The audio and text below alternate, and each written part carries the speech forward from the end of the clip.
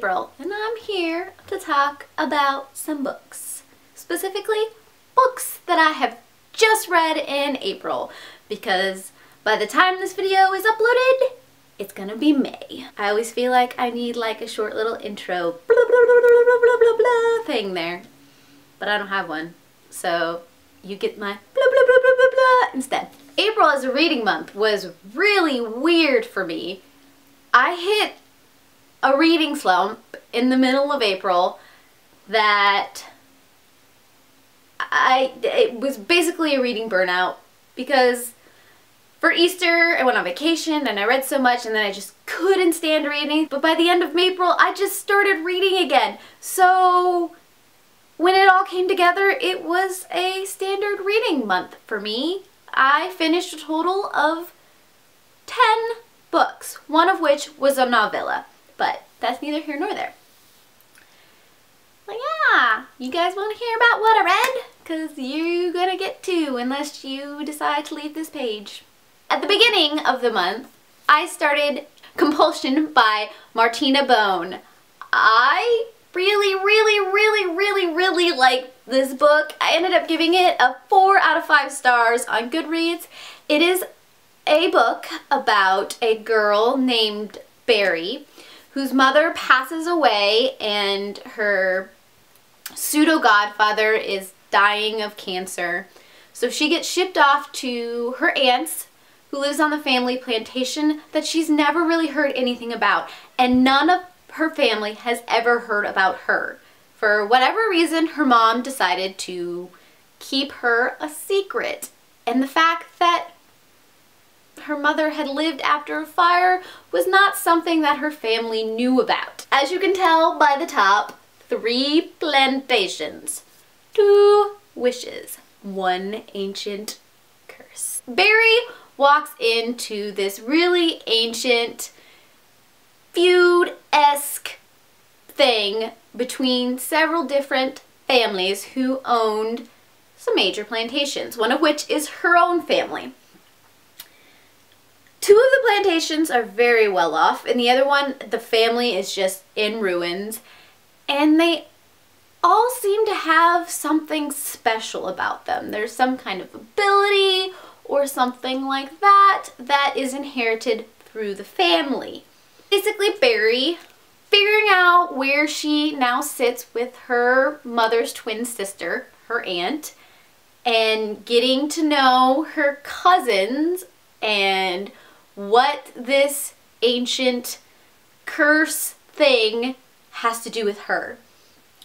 It is really good. It's one of those YAs that I love. It reminds me a lot of Elizabeth Chandler's work. So I took to this right away, and I believe the next book, I think it's Persuasion. Stand right there. I'm gonna figure it out. I was right. Her next book, Persuasion, either comes out relatively soon, as in next month, I think. I'm hoping I'm right on that. That might be one of my I have to buy books, because this was good and I loved it. Yeah, I loved it. I loved it. After I put down Compulsion, I picked up Violet Eyes by Debbie Vergue. If you have been on my channel long, you will recognize this as part of the Once Upon a Time series that I hauled a while back, and this is a retelling of The Princess and the Pea. It was okay. I gave it a 3 out of 5 stars. I don't know why I slowed down to say that. I gave it a 3 out of 5 stars. It was cute, very predictable, and something, if you want something light and fluffy, go ahead and read it. It centers around a girl named Violet who, of course, instantly falls in love with her soulmate, who happens to be the prince, but he has to marry the princess who survives these trials that his parents set up. And so she decides she's going to find a way to get herself into these trials and win her heart's hand in marriage. Princess and the Pea. This month, I did 2 read-alongs. The first one was the Screwtape Letters by C.S. Lewis. I picked up this book in ebook form, obviously by the picture right here, and then there was a live show put on by some wonderful people on the 24th that we just discussed what this book was and how it impacted us and all that things, so I'll link to that down below. And Screwtape Letters is basically about a demon who is writing letters to his supposed nephew, who is tasked with making sure his patient, or one of his humans, does not reach a level of acknowledgement with God to where they can take him and consume him. It's actually very good. It's kind of a weird play on how we can be like our own worst enemies, and we don't want to see what we don't want to see. And surprisingly, it kind of ran parallel with this book, Emotional Healthy Spirituality by Peter Scarasso. I think I just butchered that. This is a study that I've been doing for about a month and a half. I finished it this month as well, but the way they just tied together kind of made me like stop and pause, because Screwtape Letters shows us what happens if we aren't aware of who we are and what we can be. And this kind of gives you some practical applications of finding that kind of stuff out. They played off each other and it was amazing, and I'm kind of glad they happened in the same month. I gave them both 4 out of 5 stars. Then came The Woodcutter by Kate Delaney. This was an ebook that I picked up. I don't even know when I picked this one up. I picked it up a while ago. It is about a man who is a woodcutter who is charged with keeping this forest and its creatures safe. And the main thing in this forest, of course, is the fairies. So you get a lot of fairy tale elements just weeded throughout. You get the girl in red, you get Cinderella running through the forest, you get, of course, all the different kinds of fairies, you get Snow White, Jack and the Beanstalk, 12 Dancing Princesses, Princess and the Pea. All of these kind of stories just work themselves together and mingle as this woodcutter is trying to solve who is destroying the natural order of his woods. And I liked it. It was very, very good. I gave it a 4 out of 5 stars. I am not the best person at picking up classics sometimes, so they kind of get neglected on my reading list.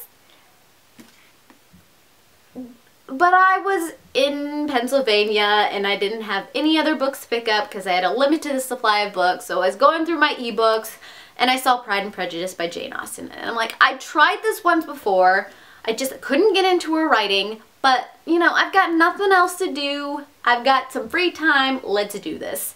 And I did. And I'm glad I did. I like Pride and Prejudice by Jane Austen. It ended up with 4 out of 5 stars. I think the biggest problem I had getting into it is because I have seen so many different adaptations of this story that they were all like playing in my mind as all of this was going on, and I knew which parts I liked the best, so I was like, please hurry up the storyline, I want to get to this one scene.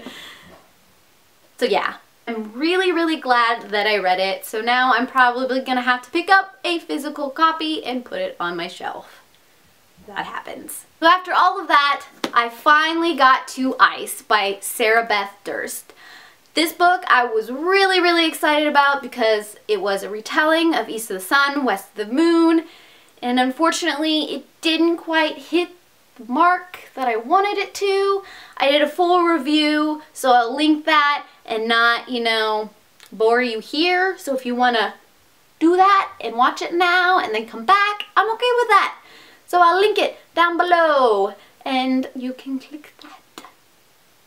But yeah, polar bears, wind, Beauty and the Beast, Psyche, Eros, yeah, After Ice. That is when my reading burnout hit and I could not read anything. And in an attempt to finally get over that, I picked up a little novella, The Scarlett by Madeline Rocks. And it kind of started feeding my desire to read again. Now, The Scarlett is a novella that is set in the Asylum series world, and it centers around Cal, who we meet, of course, in the series. He isn't like one of the main characters, but we find out how he got to be who and where he was, and a little backstory on some of the history of what you pick up in the asylum. And I actually like this one better than both of the books in the Asylum series. And I think that's because I didn't get interrupted by random photographs. I don't know what it is about those photographs, but they just completely throw me for a loop. I love them because they're creepy, but they don't seem to, like, the words and the pictures, they don't mesh. It's just not my reading style, I guess. But this little novella ended up getting a 4 out of 5 stars for me because I guess I like her writing when I'm not interrupted. You recognize this one from my book haul, my beautiful pink book. This is When You Are Old by Yeats. And of course, as soon as I got it, I sat down and I just like started tearing through it. And yeah, so I read 2 classics this month. That like never happens. But Yeats, I love the kind of fairy tale, whimsical nature that he can take. Even though I'm not a big fan of poetry, I'm okay with this. Plus, I mean, I can't not read a bright pink book. Finally, the last book on my list that I read is my final read-along book. That is Inda by Sherwood Smith. I'll link the read-along group for you down below so you can, you know, maybe pique your interest and read it too, because you probably should. But I liked it. I had some trouble getting into it because it is a very... It basically puts you in the deep end without actually teaching you how to swim. There's a lot of dialogue and a lot of world that you just kind of have to pick up on the fly, and then a lot of people that you have to keep track of, such as a lot of, you know, really meaty fantasy books. But it got me captured, and I apparently have to read the next 3 books now. I know, right? Inda, of course, is about a boy named Inda, who ends up having to go to the academy to train in the art of war. And this is a little odd because usually the second-born son doesn't do this, but for reasons, he ends up having to go and do this. And then it's just basically his journey through adolescence and puberty of how family and politics in country and life can affect your path. And there's a little bit of magic in there as well. So if you like fantasy and you need a book to read, I say go ahead and try Inda. So that was my April wrap-up. It was a total of 10 books, which I'm kind of surprised about. It was exactly 50-50 for physical and ebooks, which is, once again, really surprising. And let me know if you have ever read any of these books and what you think about it. And tell me what your favorite book that you read this month was, so I can possibly add more books to my need to check out list. I heart your beautiful faces. Bye! And you hear my cats running back and forth upstairs? Oh, and I can't breathe. Why? I just get so excited that I do and I forget to breathe because I hurt your faces so much. I hurt